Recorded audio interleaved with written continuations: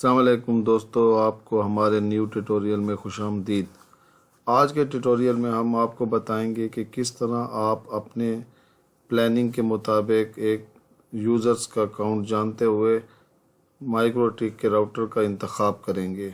MikroTik की एक वसी प्रोडक्ट लाइन है डिफरेंट राउटर्स की, और उसके ऊपर आपने डिसीजन करना होता है कि आपके कितने यूज़र हैं और उस हिसाब से आपको कौन सा मॉडल सूट करेगा।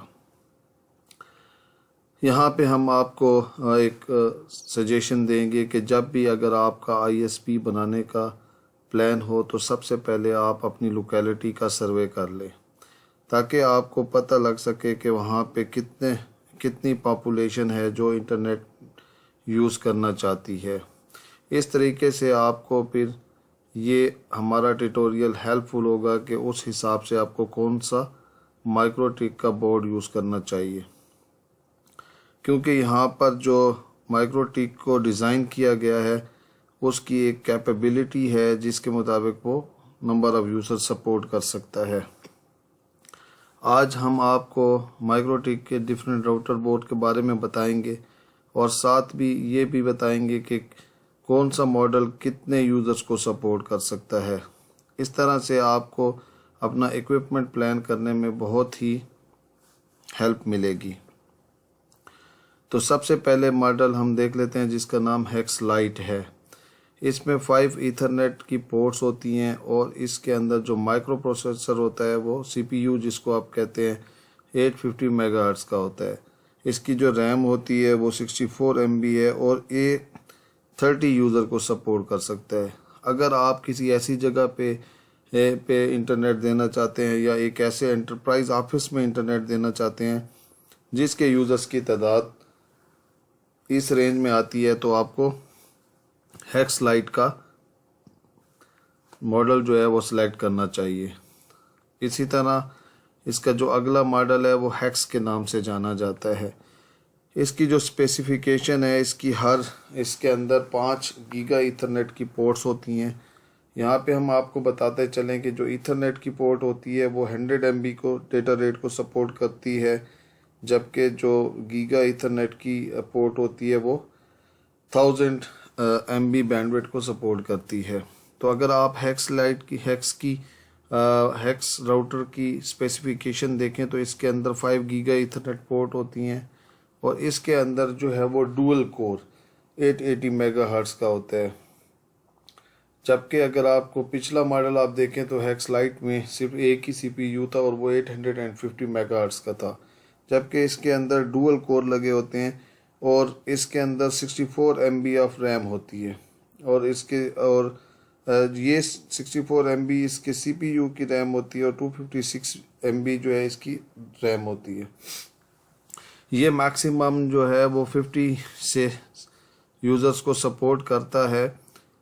एक्चुअली जो किसी भी राउटर की जो यूज़र्स की सपोर्ट होती है तो वो उसकी 2 चीज़ों पे बहुत डिपेंड करती है। एक उसकी जो है सीपीयू की जो है वो फ्रिक्वेंसी पे और दूसरा उसकी रैम पर।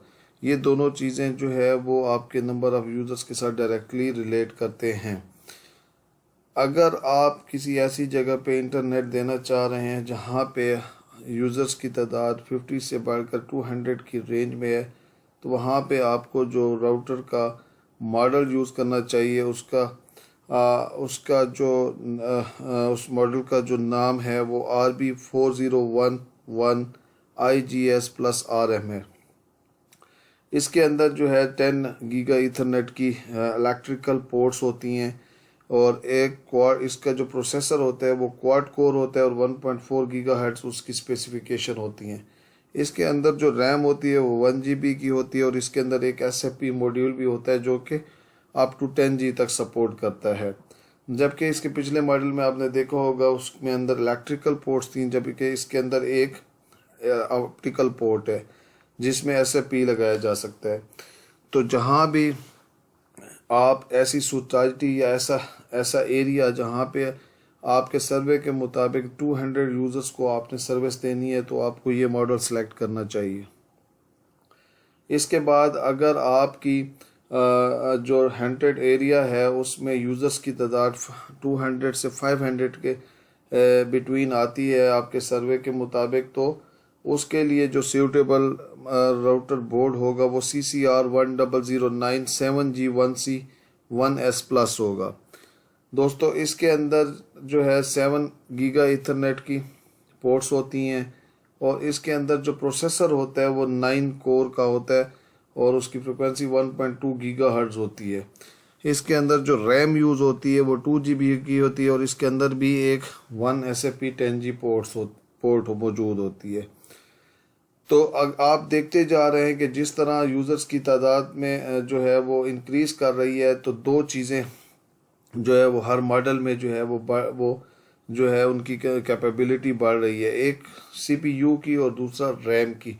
जिस तरह के हमने आपको बताया है कि सर्विस देने के लिए जो PPO डायलिंग आप यूज़ करते हैं उसके लिए इन दो की कैपेबिलिटी का एक बेहतर होना बहुत ज़रूरी होता है। जितना नंबर ऑफ़ यूज़र्स बढ़ते जाएंगे उतनी ही आपको ज़्यादा स्पेसिफिकेशन का जो है राउटर चाहिए होगा ताकि वो स्मूथली आपके यूज़र्स को हैंडल कर सके। अगर आपके एरिया में जिनको आप इंटरनेट प्रोवाइड करना चाहते हैं उनकी जो वो है काउंट है वो 500 से 700 तक आता है, तो ये 900 तक भी हो सकता है।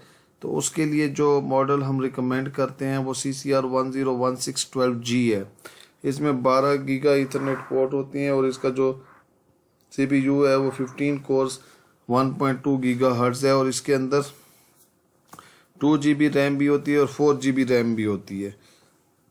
इसके अंदर भी एक 1 SFP लगाने की जगह होती है। तो ये आपके तकरीबन 500 से 900 तक के यूज़र्स को सपोर्ट करता है। इसमें आपने CPU की यूटिलाइजेशन पे अपनी जो है वो ऑब्जर्वेशन रखनी होती हैं। मोस्टली 70% तक ये CCR जो बोर्ड हैं ये बहुत अच्छे तरीके से काम करते हैं। कुछ लोगों का एक्सपीरियंस रहा है कि 40% के बाद माइक्रोटिक जो है वो अनस्टेबल हो जाता है, जबकि ऐसी बात नहीं है। अगर आपकी एक नेटवर्क अच्छे तरीके से डिज़ाइन किया गया है और उसमें आपने जो भी माइक्रोटिक का मॉडल राउटर का जो सिलेक्ट किया है अपने यूज़र्स के काउंट के हिसाब से, अगर वो प्रॉपर डिज़ाइनिंग है तो 70% तक ये 70% इसकी पीक होती है और बिलो 70% तक ये बड़ा स्टेबल काम करता है। तो ये डिपेंड करता है कि आपने कैसा डिज़ाइन किया है और इसकी कॉन्फ़िगरेशन किस हिसाब से की है, क्योंकि कॉन्फ़िगरेशन के अंदर जो है लोग ज़्यादातर इसके जब हम अगले ट्यूटोरियल्स में इनकी कॉन्फ़िगरेशन पढ़ेंगे तो उसमें आपको समझ आएगा कि लोग रूल्स लगा देते हैं। तो जब रूल्स आप बढ़ाते जाते हैं तो इसकी प्रोसेसिंग जो है वो पावर जो है ज़्यादा यूटिलाइज़ होना शुरू हो जाती है। यही वजह है कि अगर एक आप अच्छी कॉन्फ़िगरेशन नहीं करेंगे और एक ऐसे बेइंतहा रूल्स बना देंगे जिनका कोई ख़ास मकसद नहीं होगा तो आपकी CPU यूटिलाइजेशन बढ़ जाती है, जिसकी वजह से जो है माइक्रोटिक का बिहेवियर अनस्टेबल हो जाता है और लोग ये समझते हैं कि ये जो काउंट बताया गया है उसके उस काउंट से कम यूज़र्स पर जो है ये अनस्टेबिलिटी शो कर रहा है। सो इसमें बहुत ही ज़रूरी बात यही है कि आप इसकी कॉन्फ़िगरेशन एक बड़े ही अच्छे तरीके से और प्लान तरीके से करें तो ये आपको बहुत ज़बरदस्त आउटपुट देगा।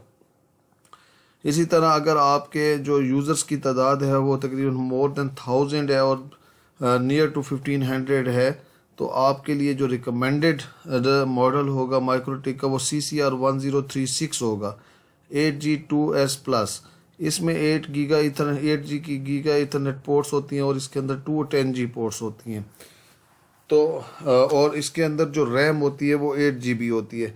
आप देखें जिस तरह काउंट बढ़ता जा रहा है CPU और रैम भी जो है उस मॉडल की उससे अगले मॉडल की बढ़ती जा रही है।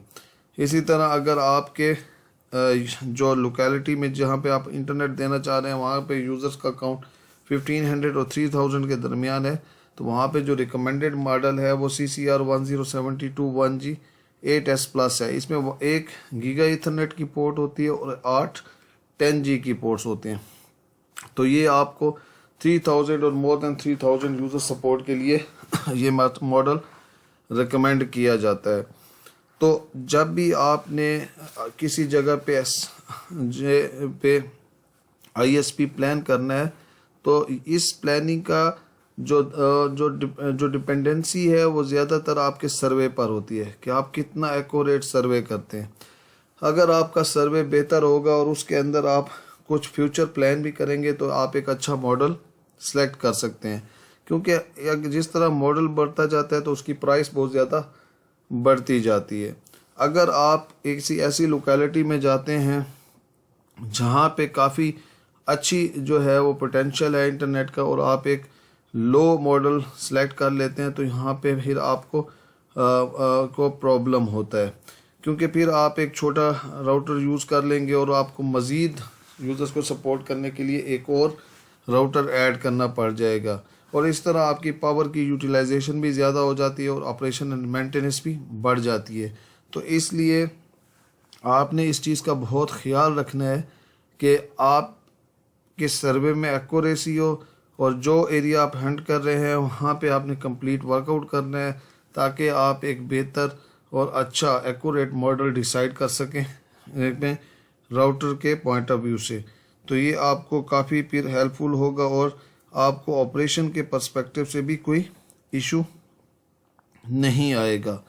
तो दोस्तों अब आप ख़ुद डिसाइड कर सकते हो हमारे ट्यूटोरियल के बाद कि आपके अगर आप के यूज़र्स आपको पता है तो आपको कौन सा मॉडल माइक्रोटिक का यूज़ करना चाहिए। इसके अलावा इसमें जो है हम अगले ट्यूटोरियल में आपको बताएंगे कि किस तरह इसको हम विनबॉक्स के थ्रू कॉन्फ़िगर करते हैं। उसके अंदर हम आपको इसके सारे ऑप्शंस बताएंगे और मज़ीद उसमें आपको एक तफसील बताएंगे कि आपने किस तरह से एक अच्छी कॉन्फ़िगरेशन करनी है और ऐसे रूल्स जिनका कोई फ़ायदा नहीं है उनको ऐडअप नहीं करना है। तो तब तक के लिए इजाज़त, इंशाल्लाह आपसे मुलाकात होगी अपने अगले ट्यूटोरियल में। थैंक यू, अल्लाह हाफिज़।